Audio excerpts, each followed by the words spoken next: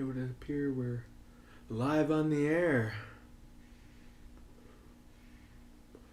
Well, I'm glad you could join me for the exciting conclusion to Forrest Gump. That's right, folks. Believe it or not, this book only has 4 chapters in it, and we've read 3 of them.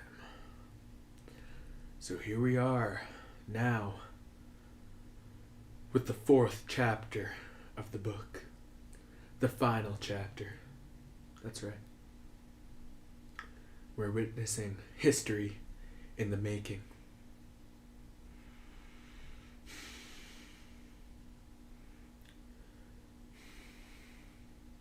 I'm so glad you could join me here today, because I personally am very excited to read this book.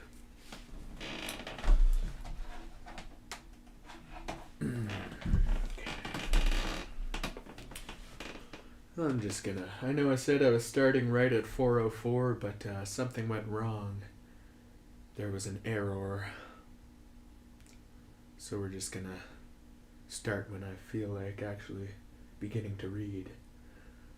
Doing this a little different today. I can't see whether or not there's anybody here, which I feel like might be a little beneficial to my own comfort levels.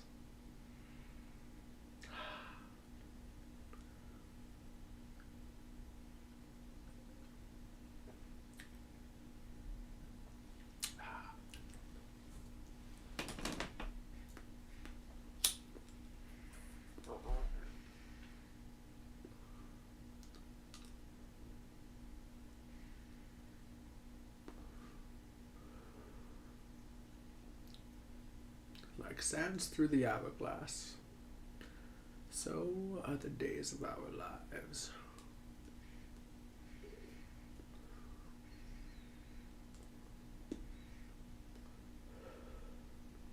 What goes up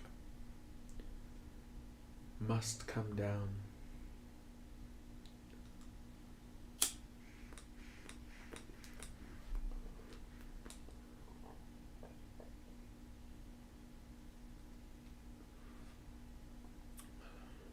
Geese mate for life.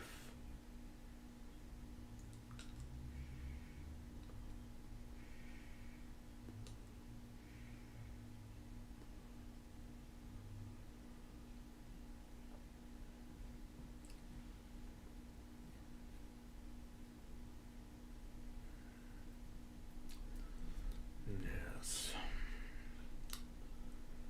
Well,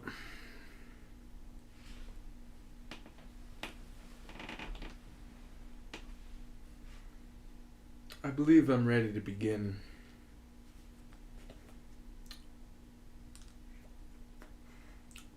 Yes. I will save the rest of this pipe load for later.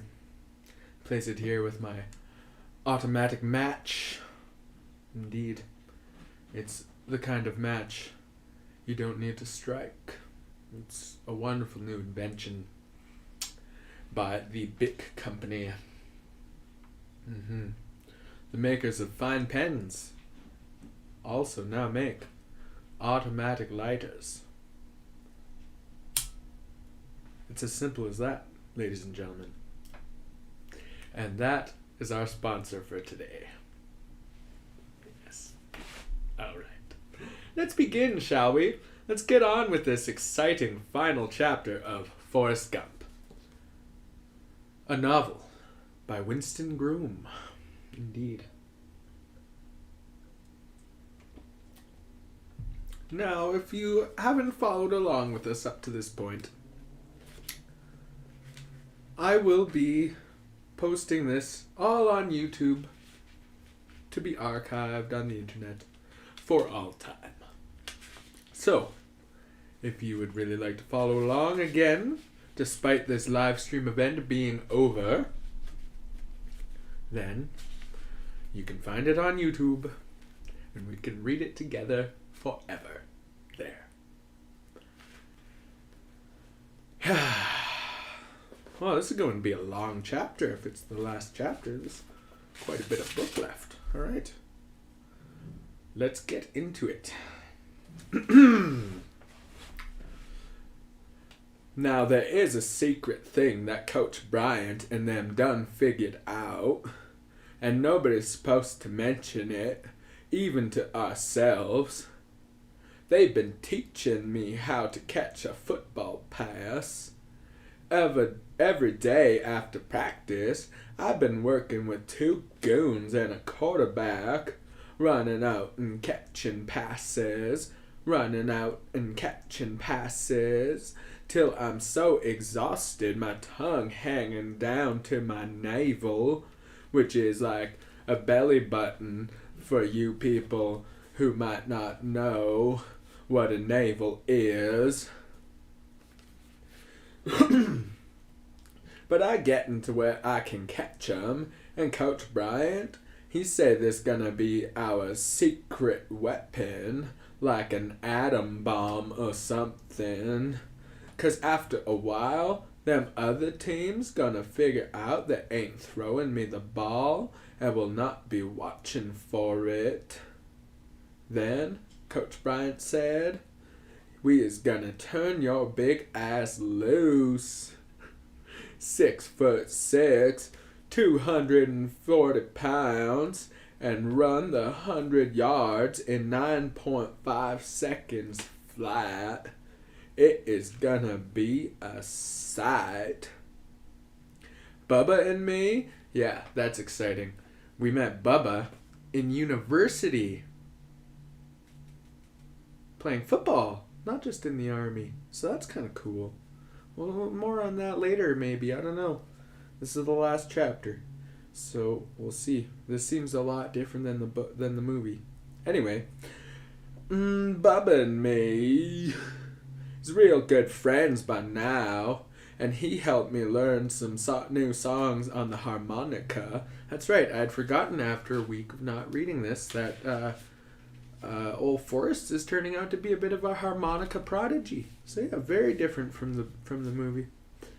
Anyway, sometimes he come down to the basement and we sit around and play together. But Bubba say I'm far better than he ever will be. I gotta tell you that if it weren't for that harmonica music, I might have just packed up and gone home. But it made me feel so good, I can hardly describe it. Sort of like my whole body is the harmonica, and the music give me goosebumps when I play it. Mostly the trick is in the tongue, lips, fingers, and how you move your neck. I think perhaps running after all them passes has caused my tongue to hang out longer, which is a hell of a note, so to speak. Next Friday, I get all slicked up, and Bubba lend me some hair tonic and shaving lotion, and I go on over to the Student Union building. There's a big crowd there, and sure enough, Jenny and 3 or 4 other people is up on the stage. Jenny's wearing a long dress and playing the guitar, and somebody else has a banjo, and there's a guy with a bull fiddle plucking it with his fingers. Oh, is that maybe like a double bass or something? There's a bull fiddle. It's cool.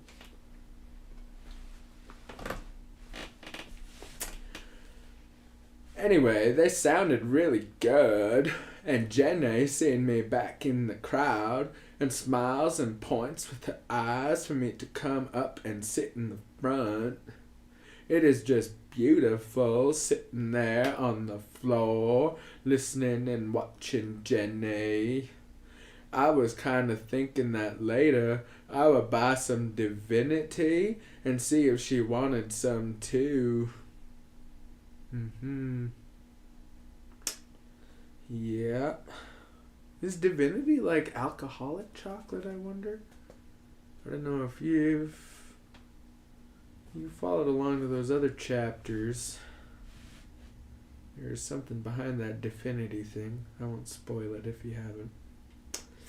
They had played for an hour or so, and everybody seemed happy and feeling good. They was playing some Joan Baez music, and Bob Dylan, and Peter, Paul, and Mary. I was lying back with my eyes closed listening, and all of a sudden, I ain't sure what happens, but I had pulled out my harmonica and was playing along with them. It was the strangest thing.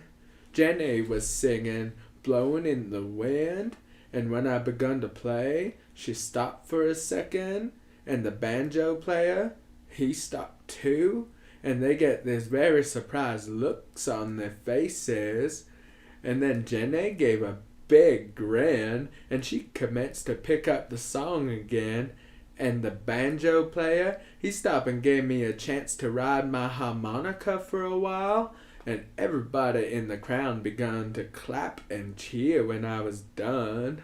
Aw, that's nice. Good for you, Forrest. Jenny come down from the stage after that, and the band take a break, and she's all like, Forrest, what in the world? Where you learn to play that thing? Anyhow, after that, Jenny got me to play with their band. It was every Friday, and when there wasn't an out-of-town game, I made $25 a night. It was just like heaven till I found out Jenny been screwing the banjo player. Aw, that is unfortunate. That is unfortunate.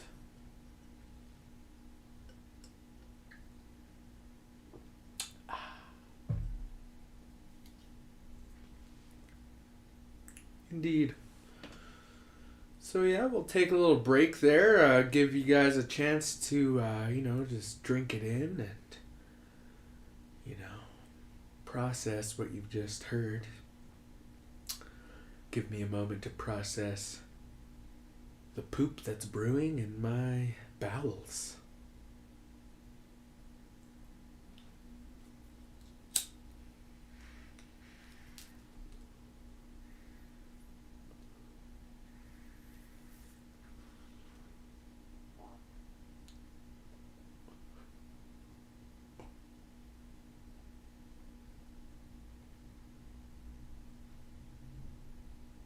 I'll get it one day.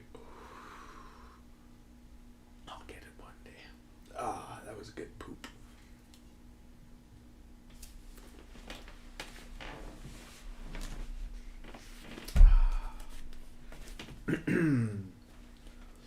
Unfortunately, it was not going so good in English class. 'Cause I couldn't stop coughing during the class, and it was really embarrassing. But on top of that, Mr. Boone had called me in about a week or so after he read my autobiography to the class, and he said, Mr. Gump, I believe it is time for you to stop trying to be amusing and start getting serious. He handed me back an assignment I had written on the poet Wordsworth. The Romantic period, he say, did not follow a bunch of classic bullshit, nor were the poets Pope and Dryden a couple of turds. He tell me to do the thing over again, and I'm beginning to realize Mr. Boone don't understand I'm an idiot, but he was about to find out. Meantime, somebody must have said something to somebody, 'cause one day my guidance counselor at the athletic department called me in and tells me I'm excused from other classes and to report the next morning to Dr. Mills at the University Medical Center.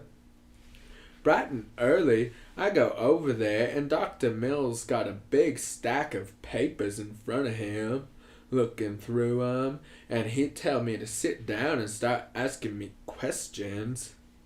When he finished, he'd tell me to take off my clothes. Uh-oh, I said to myself, and made a big gulp, looking at the camera and clutching my neck of my shirt like this. Ew. Which, anyway, all but my undershorts, which I breathed easier after hearing 'cause of what happened the last time with the army doctors. Yeah, no doubt. He got a finger in his butt.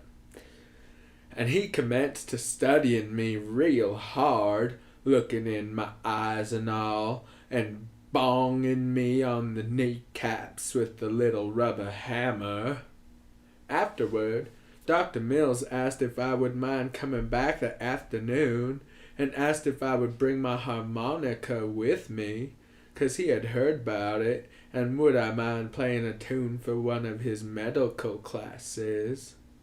I said I would, although it seemed peculiar, even to somebody dumb as me. There was about 100 people in the medical class, all wearing green aprons and taking notes. Oh, Jesus. Give him $50 at least, guys. Dr. Mills put me on the stage in a chair with a pitcher and a glass of water in front of me. He's saying a whole bunch of crap I don't follow, but after a while, I get the feeling he's talking about me. Idiot savant, he say loudly, and everybody be staring my way. A person who cannot tie a necktie, who can barely lace up his shoes, who has the mental capacity of perhaps a 6 to 10-year-old, and, in this case, the body of, well, an Adonis. Dr. Mills be smiling at me in a way I don't like, but I'm stuck, I guess. But the mind, he says, the mind of the idiot savant has a rare pockets of brilliance, so that Forrest here can solve advanced mathematical equations that would stump any of you, and he can pick up complex musical themes with the ease of Liszt or Beethoven. Idiot savant, he says again, sweeping his hand in my direction. I ain't sure what I'm supposed to do, but he had said for me to play something, so I pull out the harmonica and start playing Puff the Magic Dragon. Everybody's sitting there watching me like I'm a bug or something. And when the song's over, they still just sitting there looking at me. They don't even clap or nothing. I figured they don't like it, so I stood up and said thanks, and I left. Shit on them people. Yeah, you got it, Forrest. Fuck, they didn't even pay the guy. There is only 2 more things the rest of that school term. You know what?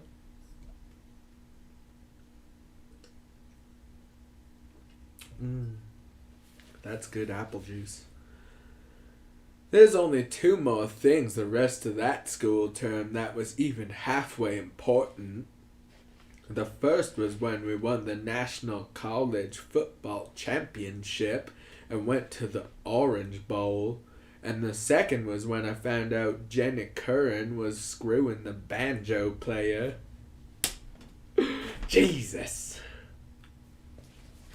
It was the night we were supposed to play at a fraternity house party at the university. We had had a terribly hard practice that afternoon, and I was so thirsty I could have drank out the toilet like a dog. But there was this little stove, 5 or 6 stows? I don't know what store, I guess he's trying to say.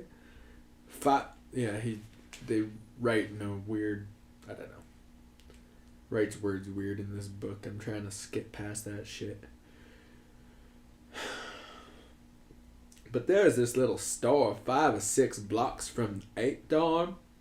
And after practice, I walked on up there fixing to get me some limes and some sugar and fix me a limeade like my mama used to make for me. There's this old cross-eyed woman behind the counter, and she looked at me like I'm a hold-up man or something. I'm looking for the limes, and after a while, she says, "Can I help you?" And I says, "I want some limes." And she tells me they ain't got no limes. So I asked her if they got any lemons, 'cause I thinking a lemonade would do. But they ain't got none of them either. Or oranges or nothing. It ain't that kind of store. I must have looked around maybe an hour or more.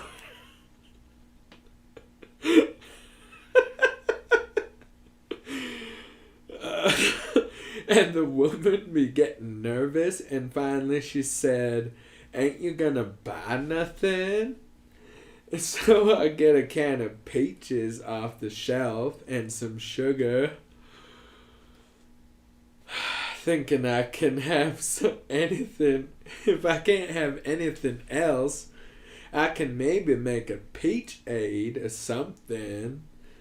I about dying of thirst. When I get back to my basement, I open the can with a knife and squash the peaches up inside one of my socks, and strain it into a jar. Then I put in some water and sugar and get it stirred up. But I'll tell you what, it don't taste nothing like a limeade. Matter of fact, it tastes more than anything else like hot socks.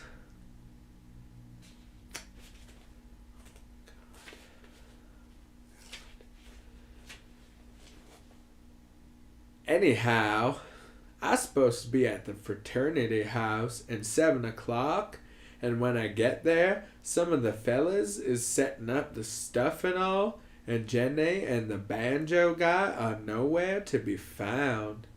I asked around for a while, and then I went out to get myself some fresh air in the parking lot.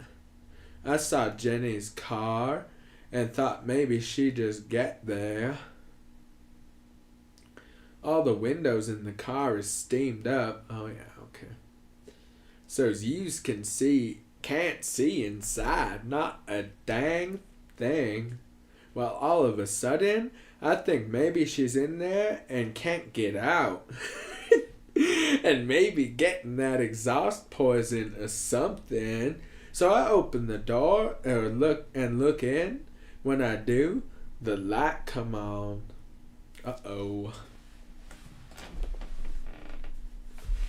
Well, there she is, lying in the back seat, and the top of her dress pulled down and the bottom pulled up. Banjo player there too on top of her. Jenna seen me and starts screaming and flailing just like she done in the picture show. And it suddenly occurred to me that maybe she being molested. So I grabbed the banjo player by his shirt, which was all he's got anyhow, and snatched his ass off her. Well, it did not take an idiot to figure out that I gone and done the wrong thing again. Jesus Christ, you can't imagine such carrying on. He cussing me, she cussing me, and trying to get her dress pulled up and down. And finally, Jenny said, "Oh, Forrest, how could you?" and walk off. Banjo player pick up his banjo and leave too. Anyhow, after that, it were apparent I was not welcome to play in the little band no more. and I went on back to the basement. I still couldn't understand exactly what had been going on, but later that night, Bubba seen a light on, and he stopped down, and when I tell him about the thing, he said, "Good grief, he said, "Good grief, Forrest. Them people was making love." Well, I reckon I might have figured that out myself, to be honest. But shit, it was not something I wanted to know. Sometimes, however, a man got to look at the facts.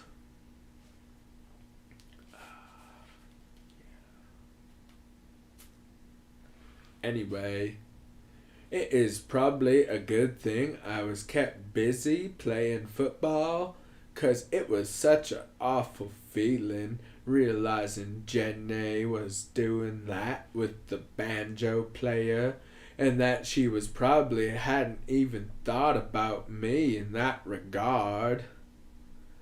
But by this time, we was undefeated the entire season, and was going to play for the national championship at the Orange Bowl against them corn shuckers from Nebraska. It was always a big thing for when we played a team from up north, 'cause for sure they would have colored on their side. For sure they would have colored on their side, and that be a reason for a lot of consternation from some of the guys, like my ex-roommate Curtis, for example. Although I never worried about it myself, on account of most people of colored I ever met be nicer to me than white people.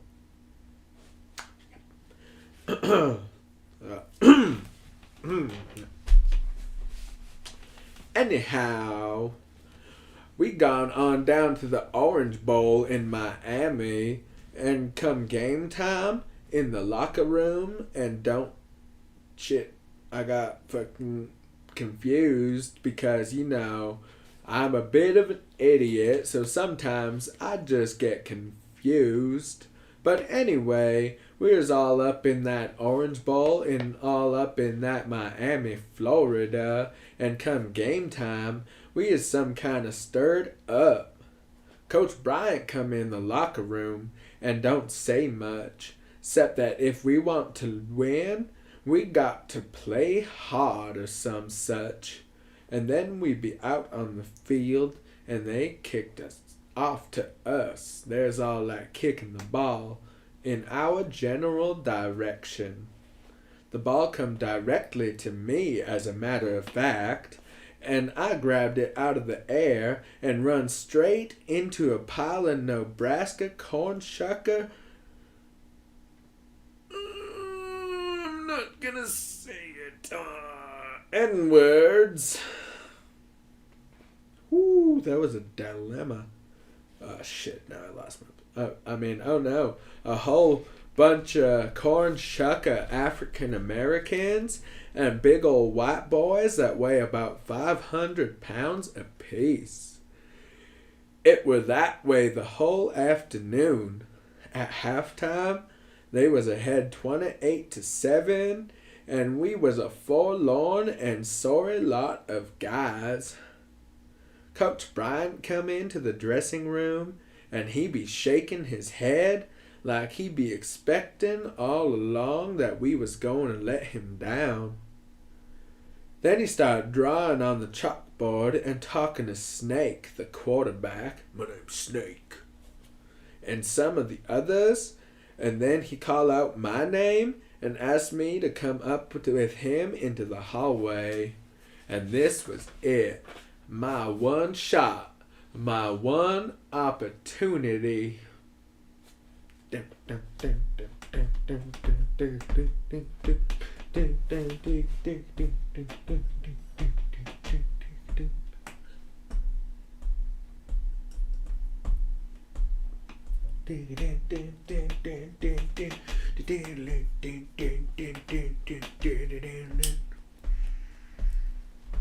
My knees are weak, arms are heavy, Vomit on my sweat already. Mom's spaghetti. Mom's spaghetti. Just kidding. My spaghetti is the bomb. I make really good spaghetti. I hadn't realized I was starting to get a little exposed.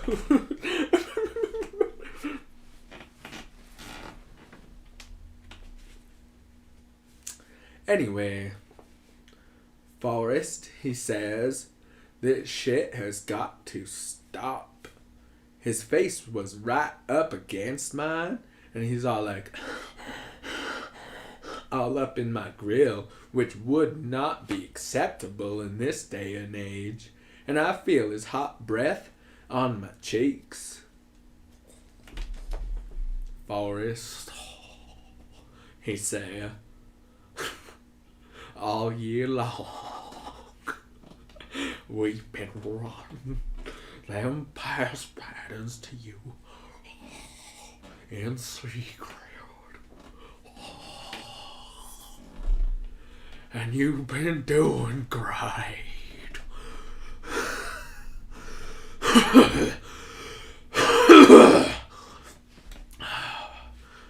Now we is gonna do it against them. Nebraska corn jackoffs this second half. And they will be so faked out. They jockstraps gonna be dangling round they ankle.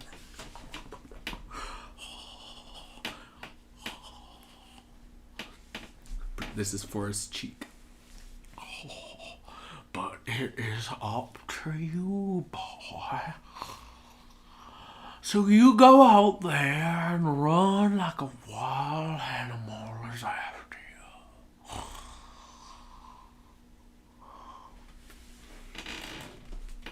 I nod my head. And then it be time to get back on the field. Everybody be hollering and cheering, but I sort of feel like there's an unfair burden on my shoulders. What the hell, though? That's just the way it is sometimes. First play when we get the ball, Snake, my name's Snake, the quarterback, say in the huddle, okay, my name's Snake. We gonna run the Forrest series now, boys. And he says to me, you just gonna run out there 20 yards and look back. And the ball be there. We're gonna throw it to you. And damn, if it wasn't score is 28-14 all of a sudden. They did it, I guess. They're just skipping through it. Yeah. I was all like, I ran out there and did it. Yeah. And it was over. It was cool. Anyway, we played real good after that. Except them Nebraska corn jerk-off African Americans and big old dumb white boys. They ain't just sitting there observing the scene. They has got some tricks of their own. Mainly like running all over us if we was made of cardboard or something. They're big, I think. They are large people. But they is still somewhat surprised that I can catch the ball. And after I catch it 4 or 5 more times, and the score is 28-21, they begin to put 2 fellas to chasing after me. However, they leave Gwen, the end, with with nobody much to chase him around, and he catch Snake's pass. My name's Snake. And put us on 15-yard line. Shit. Weasel. The place kicker get a field goal, and the score now be 28-24. Oh boy, it's getting exciting. On the sideline, Coach Bryant come up to me and say, Forrest, you may be a shit for brains,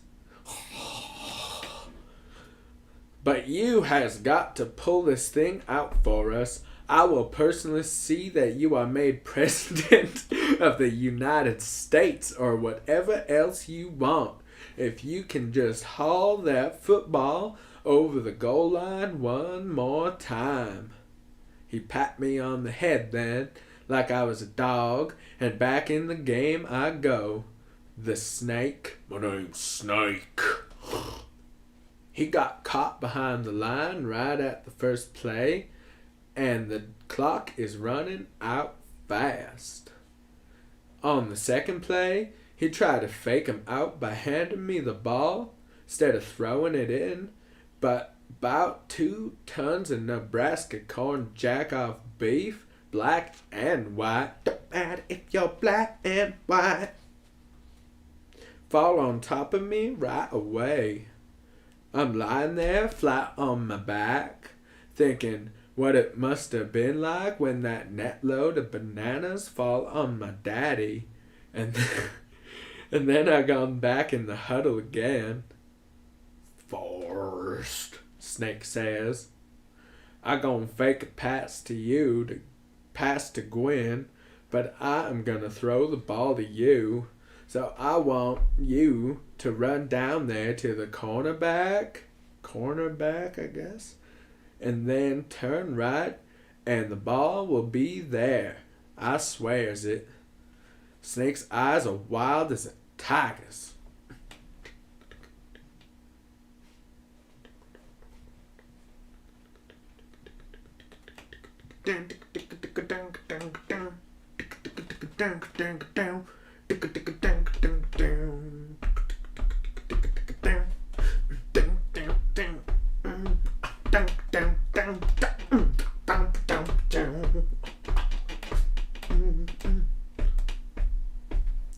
Okay, whatever. I don't know where the fuck I am now. Yeah, anyway. He's all like, all wild tiger eyes and shit. Anyway, so I nodded my head and do as I'm told. Sure enough, Snake heaves the ball into my hands, and I be tearing toward the middle of the field with the goalpost straight ahead. But all of a sudden, a giant man come flying into me and slow me down. And then all the Nebraska corn jerk-off African Americans and big old dumb white boys in the world start grabbing and gouging and stomping on me, and I fall down. Damn. We ain't got but a few yards to go before winning the game. When I get off my back, I see Snake. Got everybody lined up already for the last play, on account of we got no more time outs. Soon as I get to my place, he called for the snap, and I run out, but he suddenly throw the ball about 20 feet over my head, out of bounds on purpose, to stop the clock, I guess, which only has 2 or 3 seconds left on it. Jeez, wow. Oh, wow. Unfortunately, though, Snake done got confused about things. I suppose he's thinking it 3rd down and we got 1 more play left. But in fact, it was 4th down, and so we lose the ball, and also, of course, we lose the game. Shit! I lost the game. And they lost the game. Wow, what a fucking moron. It sounded like something I would have done. Anyhow, it was extra sad for me, 'cause I kind of figured Jenny was probably watching the game, and maybe if I done got the ball and win the game, she'd try to forgive me for doing what I done to her. But that were not to be. Coach Bryant was mighty unhappy over what happened, but he sucked it up and say, well, boys, there's always next year. That's nice of him. Big of him. Kind of out of character, I thought. Except for me, that is. That was not to be either. Jeez. Anyway, And then I ran around the country right after that, and it was crazy. I ran all over, everywhere. And then I got back home, and then Jenny, she called me up, and she was like, "Hey, Forrest, why don't you come hang out? Come see my apartment. I saw you running. I figure you got lots of money now." And I did. And Jenny was there. And she had this little kid, I guess. And he was sitting there in the corner playing a banjo. And he was all like, ding ding ding ding ding ding ding ding. Ding ding ding ding ding ding ding ding. Bing bing bing bing. Bing ding ding ding ding ding ding ding ding ding ding ding. Anyway, and yeah, and she's all like, "Hey, Forrest, you remember that one time when I don't know, this kid is your son?" And I was all like, "I may not be a smart man, but okay, Jenny, what's up?" And she's all like, "I have AIDS." And I was like, "Oh no." And she was like, "Yeah, it's unfortunate, but I'm probably gonna die maybe. I don't know. But yeah, this is your son." And I was like, "Okay, Jenny, I'll raise the AIDS baby." And she was all like, "Okay, Forrest, that's really cool. I'm gonna die soon probably." And I was all like, "Yo, Jenny, now that you have the AIDS and nobody will love you, will you marry me? Now will you love me?" And she was all like, "Okay, I said I was gonna die, but yeah, let's do it." And we did, and then she died, and the end. And that was Forrest Gump. So yeah, it was not what I expected. Definitely not what I expected. So I quite liked it. Save that for later or for my wife.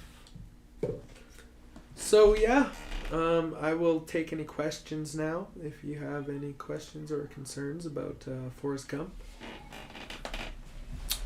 I'm just going to pop over to the Facebook business.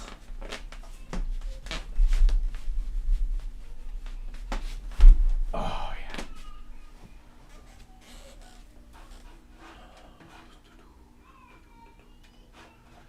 Yes. Get the Facebook open. Fantastic. Okay. And are we even on? Are we live right now? That's kind of what I want to. I haven't been really up on any of this business. Okay, so we got some comments in here. That's cool. I'm Johnny. Okay.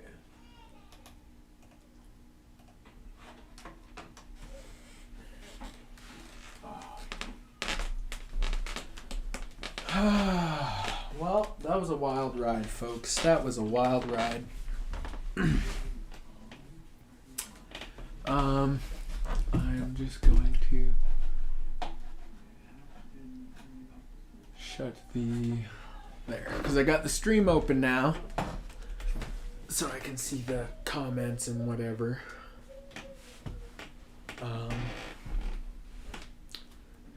Yeah, so I'll take any questions about the book or anything in general.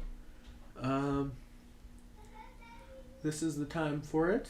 We'll be ending somewhat soon. My wife and son have just returned, so probably go hang out with them shortly. But yeah, now's the time, folks.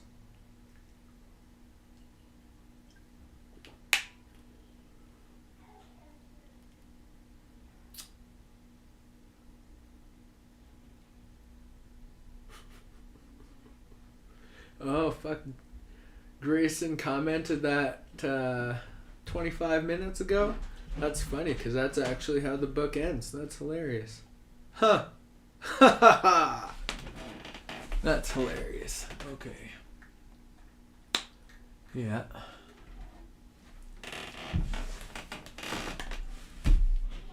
Well, alright. If that's it. No further questions?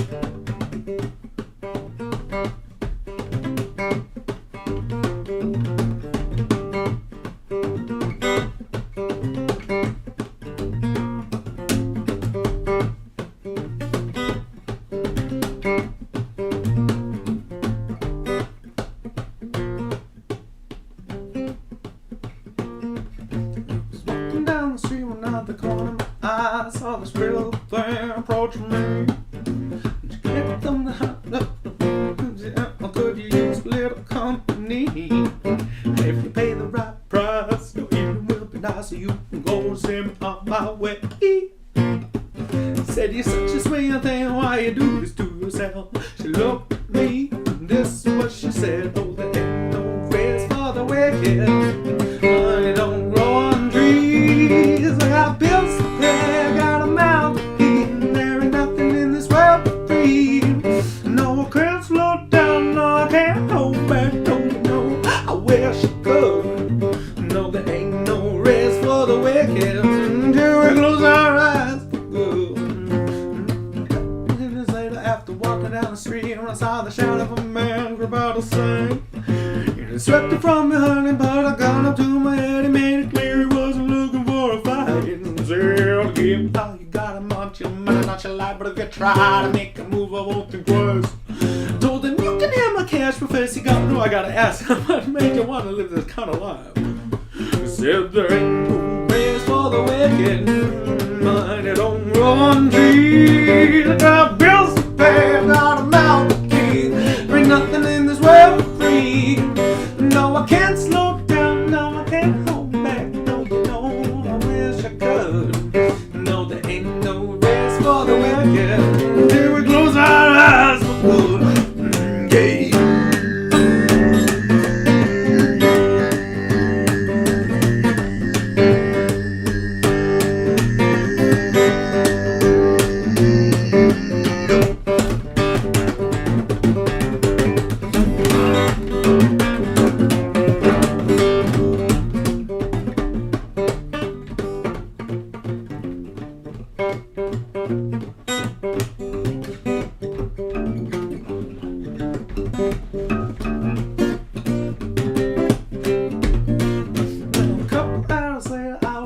House, the day was winding down, coming to an end.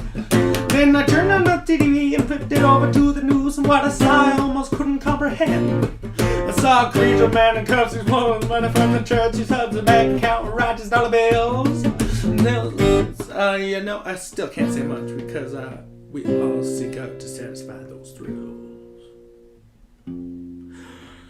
Oh, I said, oh, there ain't no rest for the wicked.